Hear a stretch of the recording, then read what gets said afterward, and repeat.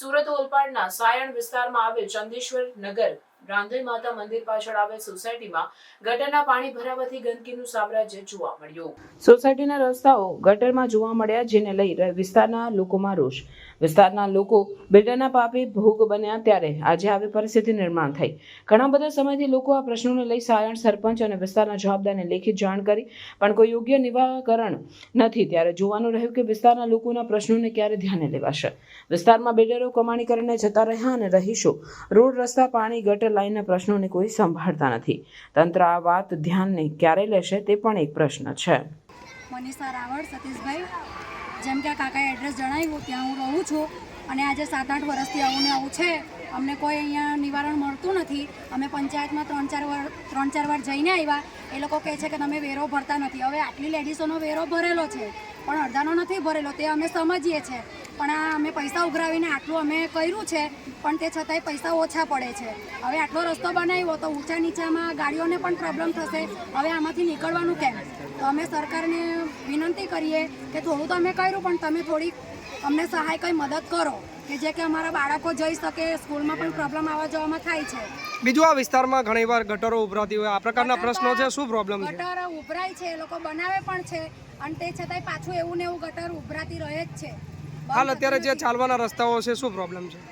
આવી રીતે ચાલવાના રસ્તા તમે જોઈ શકો છો, જે વિડીયો ઉતાર્યો કે એટલું ખરાબ છે કે પગ મૂકવાની પોઝિશન નથી। છોકરાઓને અમે એક છોકરું હોય એક બાળકને ઉચકીએ, 2-3 બાળક ઉચક હોય તો કેવી રીતે આપણે કરીએ? આ વિસ્તારમાં કોઈ પડી જાય છે, ડોહા ડગરાઈ પડી જાય છે, બિચારાઓને વાગ્યું છે, ગાડીઓ વાળા છોકરાઓ પડ્યા છે, માણસોય પડ્યા છે અને બિલ્ડરોએ અમને મકાન આપ્યા ત્યારે તમે ફોટામાં કેવા પોસ્ટર સારા બતાવે કે સિમેન્ટના હાથે। આપણે જોઈએ છે ઘણા વિસ્તારોમાં મકાન આપે છે તો કેવા રસ્તાઓ એવા બનાવીને આપે છે સિમેન્ટવાળા, પણ અહીંયા કોઈ કાચા રસ્તા પણ ડામરવાળા કોઈ રસ્તો નથી। આજે 7-8 વર્ષથી રસ્તો જ નથી।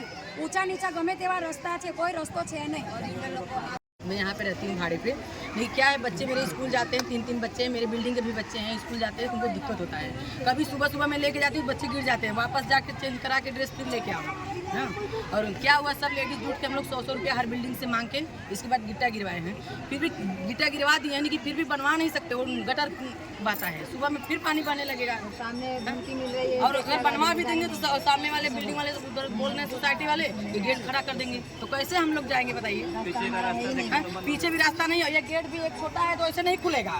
बारिश भर जाएगा पानी तो खुल जाता है, लेकिन ऐसे कभी गेट नहीं खुलता है भाई। हम लोग को बहुत दिक्कत देखिए, हम लोग मांग के चलता, जुटा के तो गिट्टा गिरा है, रास्ता नहीं है, क्योंकि बच्चों को जाने के लिए कितना काम पे जाने के लिए हम लोग 100 रुपये इकट्ठा करके 18,000 रुपये इकट्ठा किए, 10 टाली ईटा गिरवाए। हम लोगों का अधूरा काम रह गया है। अधूरा कैसे हम लोग काम करेंगे? रात में कोई लेडीज हम लोगों को लेडीज का कोई परेशानी होती है तो कोई मदद करने वाले नहीं है। हम लोग लेडीज लोग आज 15 दिन से 100 रुपये एक रूम से लिए हैं, निकाल के पैसा हम लोग आज ही काम करवाए हैं कि थोड़ा अगर बन जाएगा तो हम लोगों को जाने बच्चे को स्कूल के लिए थोड़ा रास्ता हो जाए। उसके बाद बताइए, अब घट गया है, पैसा भी घट गया है, काम भी रुक गया है, तो कैसे काम चलेगा?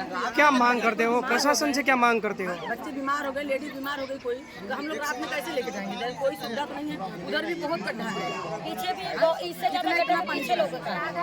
तो बताओ, उधर से हम नहीं जा सकते, इधर से नहीं जा सकते, लेकिन हम लोग ये किए हैं कि हर रूम से 100 रुपये ले रहे हैं।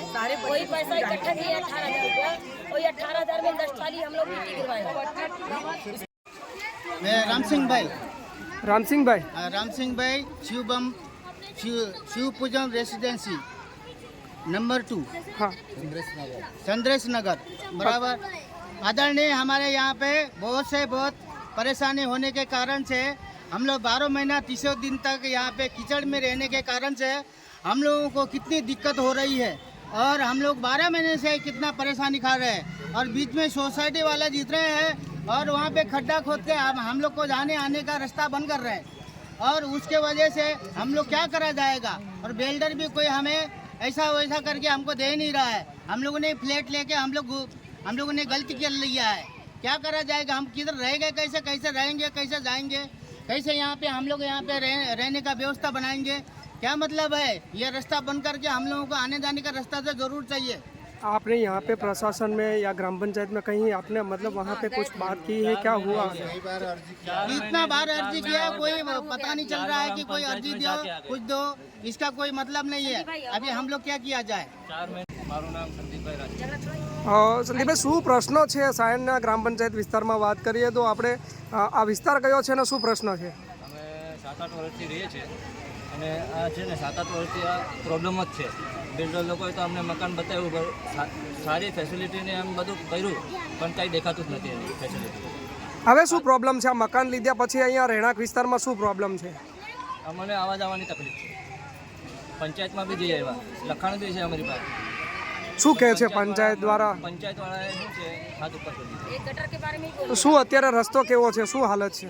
રસ્તો તો તમે જોઈ શકો છો કેવો છે.